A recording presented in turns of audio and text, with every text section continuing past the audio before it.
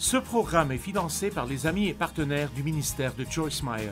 Je vous le dis, quand Dieu commence à vous faire creuser plus profondément, ça peut vous mettre mal à l'aise. C'est comme, OK Joyce, tu penses que tu as pardonné. Alors pourquoi évites-tu cette personne à chaque fois que tu la vois?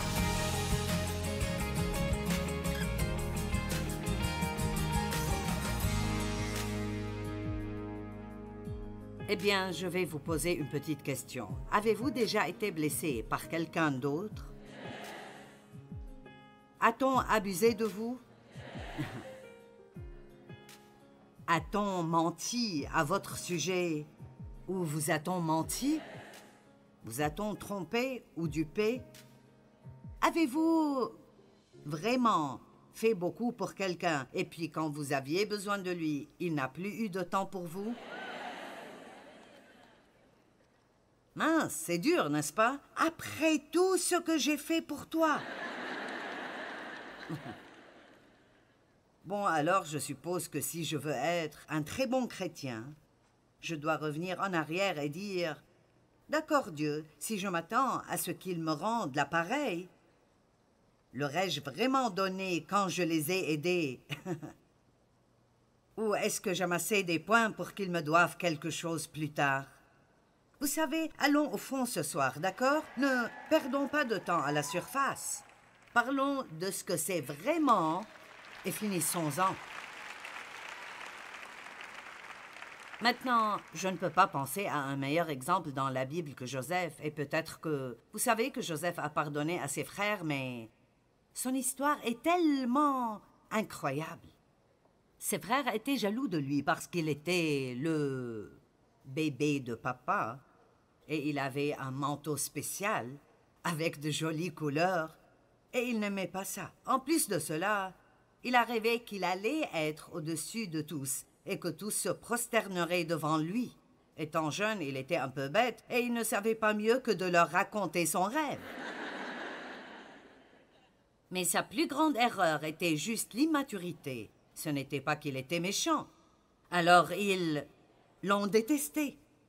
La Bible dit clairement qu'ils le haïssaient et qu'ils l'ont vendu à des marchands d'esclaves. Ils allaient le tuer et dire à son père qu'une bête sauvage l'avait tué. Mais ils ont fini par le vendre et ils ont dit à son père qu'il était mort. Et ils ont mis du sang sur son manteau et l'ont repris. Et les marchands d'esclaves l'ont ensuite vendu à un homme riche nommé Potiphar. Et la femme de Potiphar a désiré Joseph. Et Joseph a maintenu son intégrité envers Dieu, peu importe ce que cela lui coûterait. Je veux répéter ça. Il a maintenu son intégrité envers Dieu, peu importe ce que cela lui coûterait. Peut-être que je dois répéter. Nous avons besoin de personnes qui ont un certain niveau d'intégrité dans leur vie et qui ne vont pas en dessous quoi que ça leur coûte.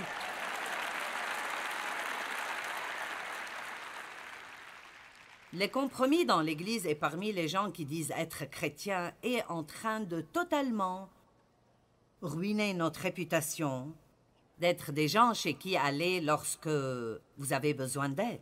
Ceux-là même qui vous tentent de faire des compromis vous haïront si vous le faites. Ils veulent quelqu'un qui prendra position et fera ce qui est juste, un exemple. Donc je répète, Joseph a maintenu son standard d'intégrité et plutôt que d'aller coucher avec elle comme elle le voulait, il a refusé. Elle a menti à son sujet et dit qu'il avait essayé de la violer et Potiphar l'a fait jeter en prison où il est resté pendant autour de 13 ans pour quelque chose qu'il n'a pas fait. Donc ce type avait des difficultés. Puis quand il a été jeté en prison, il a rencontré un échanson et un panetier. Ils étaient, l'échanson et le panetier, dans la maison du pharaon et ils voulaient être libérés. Ils ont eu une sorte de rêve et Joseph était capable d'interpréter ce rêve. Et ils ont fini par sortir de la prison. Et l'une des choses qu'il a dites est « Ne m'oublie pas ». Et quand il fait, ils l'ont oublié et l'ont laissé dans sa prison. Mais finalement, Pharaon a eu un rêve. Joseph était capable de l'interpréter et le pharaon l'a amené chez lui. Et vous connaissez probablement l'histoire de la prison au palais. Il a fini par être le second de Pharaon. Eh bien, il a finalement eu l'occasion de prendre sa revanche contre ses frères.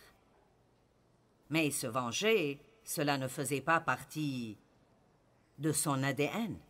Et alors, il leur a pardonné, s'est occupé d'eux pendant le reste de leur vie, et il a dit quelque chose que nous devons tous réaliser ici ce soir. Il a dit, vous aviez médité de me faire du mal.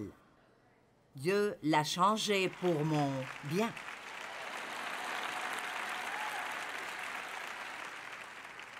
Donc, en d'autres termes, Dieu l'a permis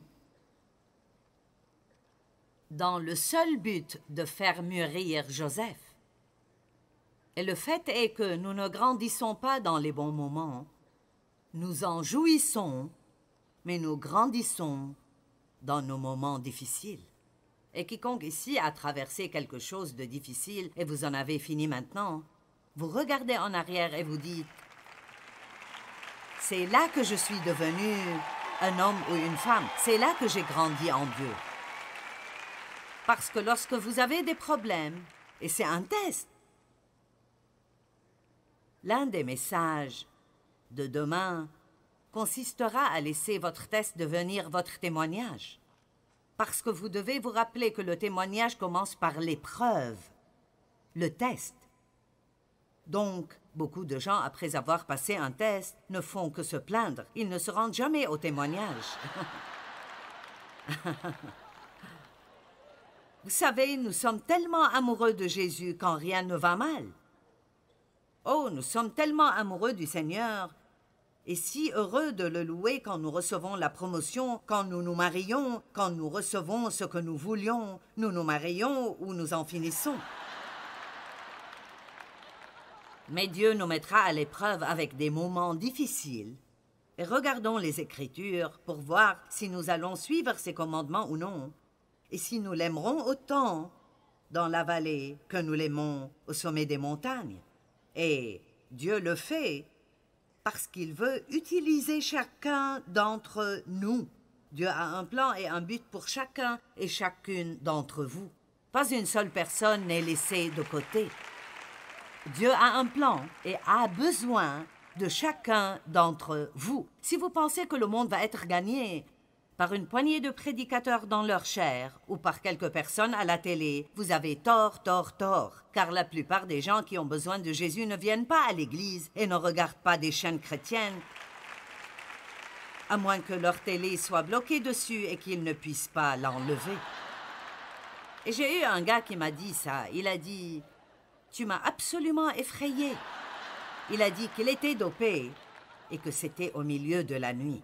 Il a allumé la télé et j'y étais et il ne voulait pas m'écouter. Alors il a essayé de changer de chaîne et elle ne changeait pas.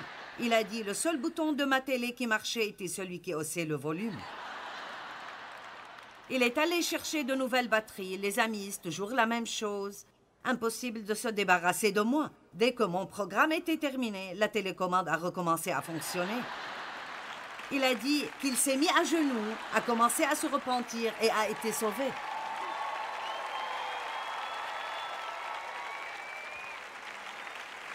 Mais la plupart des personnes qui ont besoin de Christ travaillent autour de vous au travail. Ils sont dans vos quartiers, ils sont dans les magasins où vous allez. Et chaque croyant et chaque croyante sont appelés par Dieu, oui, pour être heureux et vivre pleinement, mais pour faire beaucoup plus que ça, partager avec d'autres personnes ce que Dieu a fait pour vous. Et si vous dites, eh bien, je ne peux pas prêcher, je ne peux pas parler aux gens, honnêtement, je pense que nous pouvons prêcher beaucoup mieux la bouche fermée.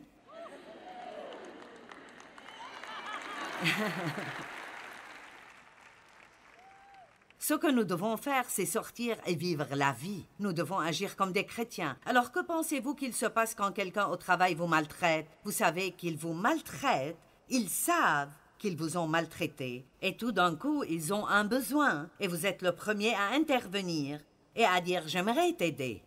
Eh bien, vous savez, Rien n'embarrasse plus vos ennemis que de les aider quand ils ont des ennuis. Et rien ne rend le diable plus en colère que quand vous aimez vos ennemis, car dès que vous commencez à le faire, il perd le contrôle sur vous. La seule chose qui nous gêne est nos sentiments. Mais je sens, mais vous savez quoi? Vous êtes plus qu'un sentiment. Vos sentiments sont quelque chose que vous possédez et vous ne devez pas les laisser vous posséder. Vous pouvez faire la bonne chose sans avoir envie de la faire. Amen. Je vais répéter. Vous pouvez faire la bonne chose sans avoir envie de la faire. Si je fais ce qui est juste seulement quand j'en ai envie, nous aurions tellement de dégâts. Et vous? Donc, Paul a été blessé plusieurs fois, je veux dire. Il y a quelques écritures ici qui sont étonnantes. 2 Timothée 4, 9 à 17, Paul a dit « Viens au plus tôt vers moi, car Démas m'a abandonné par amour pour les plaisirs du siècle présent et il est parti pour Thessalonique. Crescent est allé en Galatie, Tite en Dalmatie. Eh bien, on dirait que tous ces hommes se dispersaient. Cela m'est arrivé lorsque Dieu m'a appelé à commencer à enseigner la Bible. J'étais dans une église à l'époque qui ne préconisait pas les femmes dans le ministère. Je ne savais pas que c'était mauvais parce que Dieu m'a appelé et je voulais faire ce qu'il voulait que je fasse. Mais mes amis se sont dispersés. Ils sont allés dans toutes les directions et tout à coup, j'étais le sujet des commérages de tout le monde. On nous a demandé de quitter notre église. La famille nous a mis à l'écart. Si vous voulez être utilisé par Dieu, vous feriez mieux de vous préparer à payer le prix, parce que cela n'est pas toujours facile. Vous n'applaudissez pas très fort.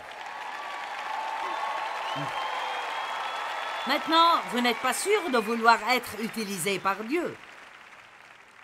Oh mon Dieu, utilise-moi tant que c'est confortable et que je me sens bien. Il a dit, Luc seul est avec moi. Amène Marc avec toi car il m'est utile pour le ministère. J'ai envoyé Tychik à Éphèse. Quand tu viendras, apporte le manteau que j'ai laissé à Troas chez Carpus et les livres, surtout les parchemins. Alexandre, le forgeron, m'a fait beaucoup de mal. Et écoutez ça. Mais ce n'est pas mon problème, car le Seigneur lui rendra selon ses œuvres. Maintenant là, quelle liberté! Je veux dire, ce type m'a vraiment maltraité, mais je ne m'en inquiète pas. Je ne vais même pas y penser. Je vais juste prier pour lui, remettre ça à Dieu. Dieu s'occupera de lui. Dieu s'en occupera. Il a dit, garde-toi aussi de lui, car il s'est fortement opposé à nos paroles. Dans ma première défense, personne ne m'a assisté ni m'a soutenu comme défenseur, mais tous m'ont abandonné. Maintenant, écoutez, que cela ne leur soit point imputé. Quel genre de chrétienté est ceci comparé à ce que nous avons aujourd'hui? Je veux dire, je peux prêcher ce message à n'importe quel endroit où je veux aller, n'importe quelle église, quelle que soit sa taille.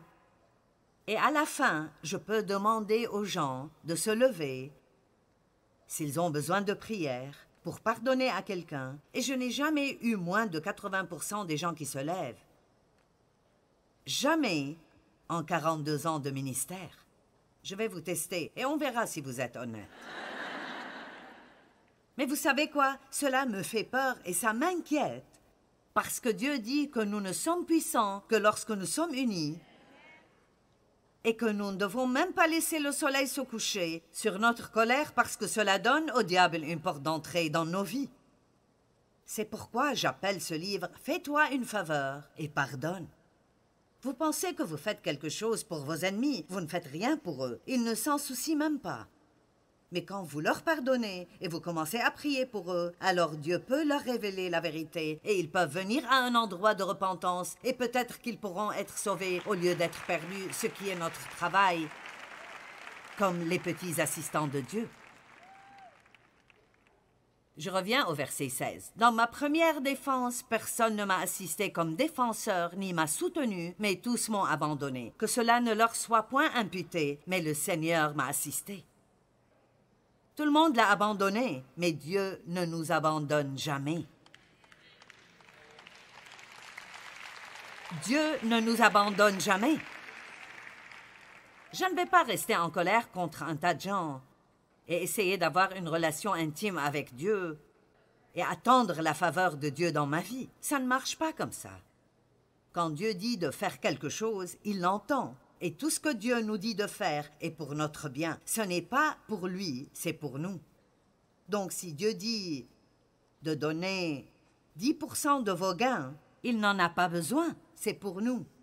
Il y a un secret ici pour nous, quelque chose qui va nous aider. Quand il dit « Pardonnez à vos ennemis, peu importe combien ils vous ont maltraités, et priez pour eux, et bénissez-les », il veut que nous fassions cela. Et quand on ne le fait pas, on se fait mal. Et quand nous le faisons, alors nous pouvons voir la faveur de Dieu sur notre vie, et la récompense qu'il apporte l'emportera de loin sur ce que la personne nous a fait.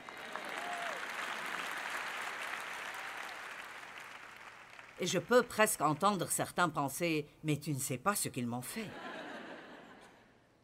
Mais tu ne sais pas ce qu'ils m'ont fait. Je ne sais pas, mais je sais ce que mon père m'a fait et que j'ai passé de nombreuses années à le haïr, et cela m'a rendu amer et difficile à vivre. Et ce que vous avez à l'intérieur sortira vers d'autres personnes. Allez, j'ai dit, ce que vous avez dedans, vous le sortirez vers d'autres personnes. Et parfois, vous ne remarquez même pas l'amertume, le ressentiment et les attitudes qui sortent de vous. Je ne les remarquais pas.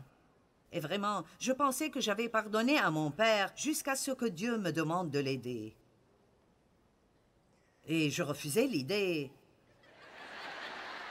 en pensant que ça venait du diable.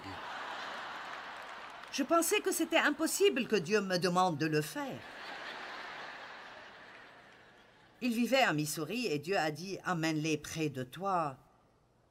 Prends soin d'eux jusqu'à leur mort. » Y avait-il quelque chose en moi qui voulait faire ça? Pas une fibre de mon être ne voulait dépenser de l'argent pour eux, faire quelque chose pour eux, les voir, leur donner quelque chose. Rien. Mais c'était la plus grande faveur que je me suis jamais faite de toute ma vie. Et les gens rient quand je dis cela, mais c'est la vérité, c'est donc inutile que je prétende. Ils étaient assez vieux et donc j'ai pensé, vous savez...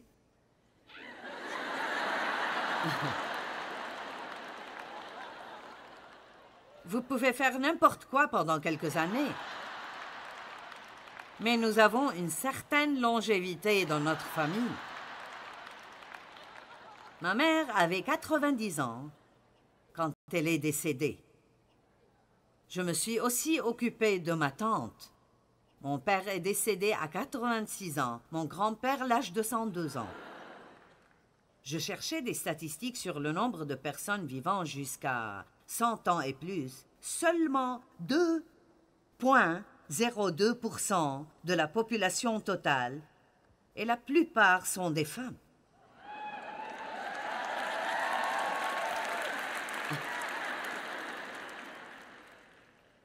Et il est dit que les deux choses qui font que vous viviez longtemps sont si vous êtes une femme et si vous avez la longévité dans votre lignée. Donc, je serai là pour un temps.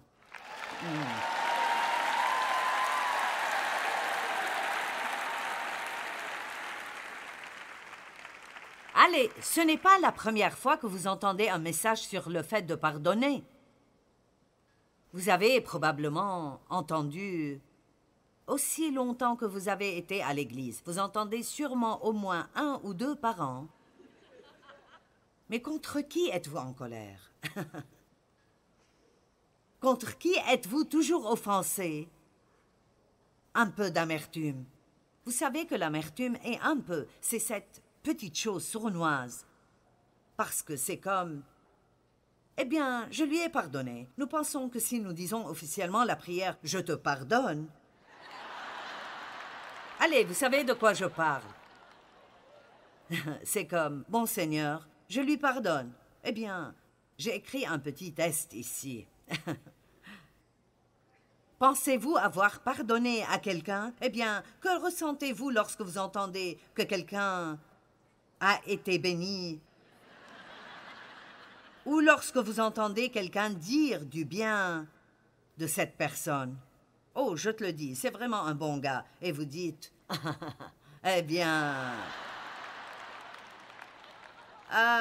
peut-être pas tellement. Allez. Ah, je vous le dis, quand Dieu commence à vous faire creuser plus profondément, ça peut vous mettre vraiment mal à l'aise. C'est comme, d'accord Joyce, tu penses que tu as pardonné? Alors pourquoi évites-tu cette personne à chaque fois que tu la vois? Pourquoi es-tu mal à l'aise à chaque fois que tu entends qu'il lui arrive quelque chose de bien?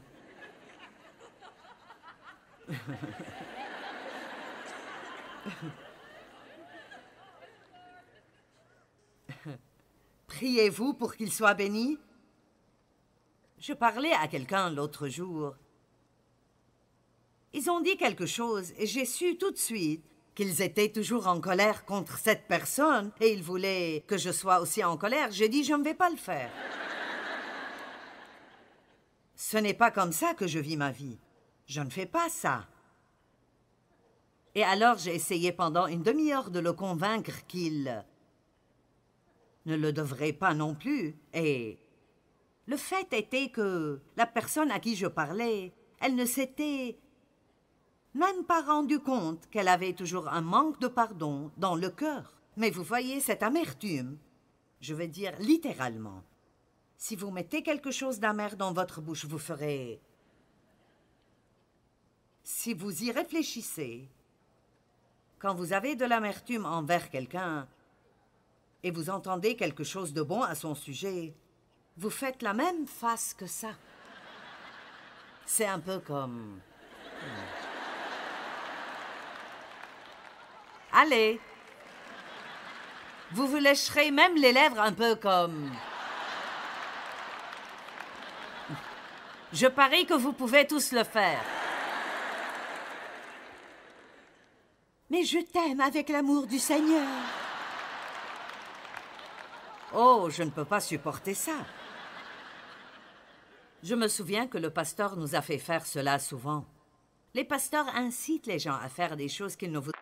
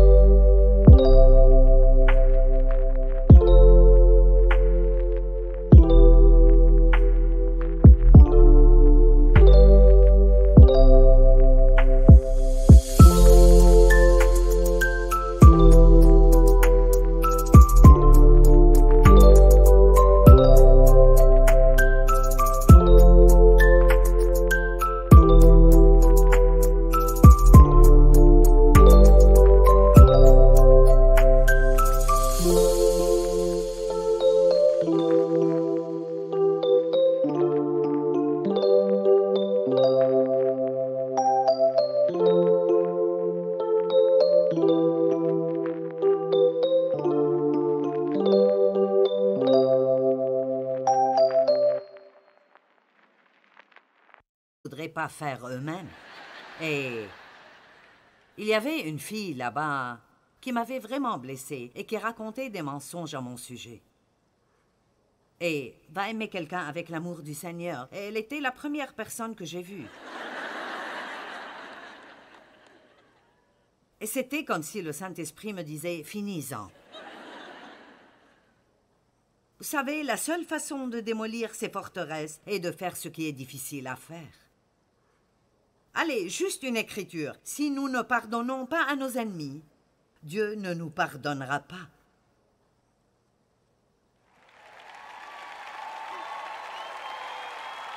C'est le concept biblique le plus simple. Pardonne-nous nos ennemis comme nous avons pardonné. Pardonne-nous nos péchés comme nous avons pardonné à ceux qui nous ont offensés. Dans Matthieu 6, il dit que si vous ne pardonnez pas, votre Père au ciel ne vous pardonnera pas non plus. Eh bien, si Dieu ne vous pardonne pas, ça coupe notre relation et ça gâche tout dans notre vie. Et je vous dis la vérité, j'ai vécu pendant beaucoup d'années et j'ai passé beaucoup de temps en colère contre quelque chose. Vous pouvez être fâché tout le temps à propos de quelque chose si vous ne faites pas attention, mais ne perdez plus votre temps. J'aimerais que, après cette conférence, vous disiez « J'ai compris, c'est cela ». Je ne vais pas perdre un jour de plus de ma vie en colère contre quiconque.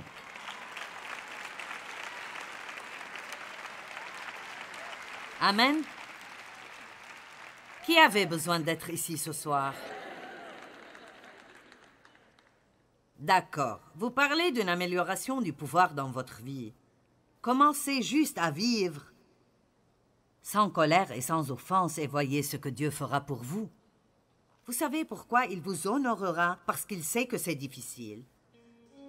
Mais si vous attendez qu'il soit votre défenseur, les gens ne s'en sortiront pas comme ça. Dieu le rapportera toujours et vous récompensera, mais seulement si nous le faisons à sa manière. Apprenez à pardonner rapidement et vous pourrez éviter le piège de l'offense. Nous devons pardonner à nos ennemis et prier pour eux. Cela ne les change pas seulement, mais cela nous change vraiment. Quand on pardonne aux gens, alors Dieu peut s'occuper d'eux. Nous ne pouvons pas les faire se comporter différemment, mais Dieu peut le faire.